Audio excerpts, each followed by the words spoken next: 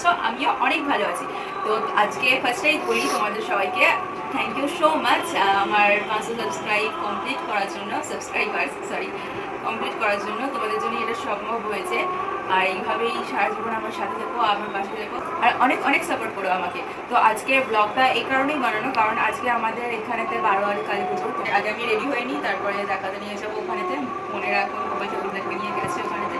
বাড়িতে তো সকল আত্মীয়রা প্রায় আস্তে আস্তে চলেই এসেছিল, তাই দিদা ওই সাইডে ময়দা মাখা ছিল লুচির জন্য। আর এখানে দেখো চাটনি হয়েছে, এখনো হাফ রান্না বাকি আছে। আর এখানে ঘুগনি হয়ে গিয়েছে, মা ওই সাইডে রান্না করছে, আর এই সাইডে পিসিও এসে গেছে।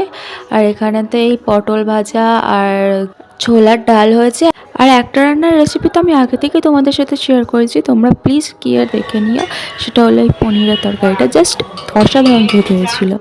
তারপর আর কি ঘরের চাবি আরে দিয়ে বেরিয়ে পড়েছিলাম একটু ঘুরতে, তোমাদের সাথে সমস্ত কিছু শেয়ার করব বলে। পুজোর সময় এরকম লাইটিংগুলো তো আমার অসাধারণ লাগে, কি সুন্দর চারিদিকে আলোয় ভরা। আর এখানে দেখো মায়ের মূর্তি। আমি তো আমার ইচ্ছেগুলো মাকে আগে থেকে জানিয়ে দিয়েছি, তোমরাও জানিয়ে দাও চটপট করে।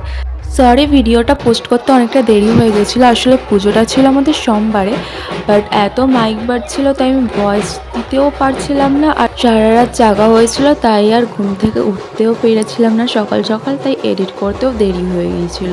আর এই সাইডে দেখো কত লোকজন, অনেক ভিড় হয়েছিল মেলাটাতে। বাট আমাদের যেহেতু এখানে জায়গাটা একটু অল্প জায়গা নিয়ে মেলাটা হয়েছিল, তাই লোকজনের ভিড়টা একটু বেশি ছিল। আর যতই রাত বাড়ছিল ততই ভিড় হচ্ছিল, তাই আমি চলে গিয়েছিলাম, বাড়ি এসেছিলাম 3টের সময়। বাট তার আগে আমি কিছু ক্লিপস তুলে নিয়ে গিয়েছিলাম তোমাদের সাথে শেয়ার করবো বলে। তোমাদের কীরকম লাগলো অবশ্যই জানিও। জানি অতটাও ভালো তুলতে পারিনি, কারণ এত ভিড়ের মধ্যে না আমি ভিডিওটা ঠিকভাবে করতেই পারছিলাম না। আর সকলের সামনে ভিডিও করতে আমার লজ্জাও লাগছিলো, কারণ বাইরে গিয়ে ভিডিও করার মতো আমার এখনও সাহস হয়ে ওঠেনি। তো আমি ভিডিওটা ঠিকভাবে করতে পারিনি ঠিকই, কিন্তু তোমাদের সাথে অবশ্যই কিছু কিছু ভিডিও শেয়ার করার চেষ্টা করেছি। কীরকম হয়েছে তোমরা অবশ্যই জানিও। এটা সন্ধ্যার দিকে ওপরেতে মানে রাস্তাতে, আর এখানে কিছু মানে খাওয়ার দোকান ফোকান আরে বসেছিল। আর ওই সাইডে সকলে নাচানাচি করছিল, তাই আর গিয়েছিলাম না। এই সাইডে আইসক্রিমের দোকানে একটু এসেছিলাম। বোনেরা এত তাড়া দিচ্ছিল যে আমি মেকআপ করতেও ভুলে গেছিলাম, শুধু কানে কাজল জামাটা পরে চলে এসেছিলাম।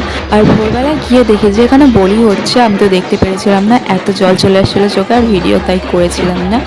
অনেক দেরি হয়ে গিয়েছিলো ঘুমাতে, তাই উঠতেও অনেক দেরি হয়ে গেছিলো, প্রায় 10:30 বেজে গিয়েছিলো। আর স্নান আরে করে আমি এখানে দেখি মা ফ্রাইড রাইস করছে, হাফ তৈরি হয়েছে, এখনও হাফ বাকি আছে।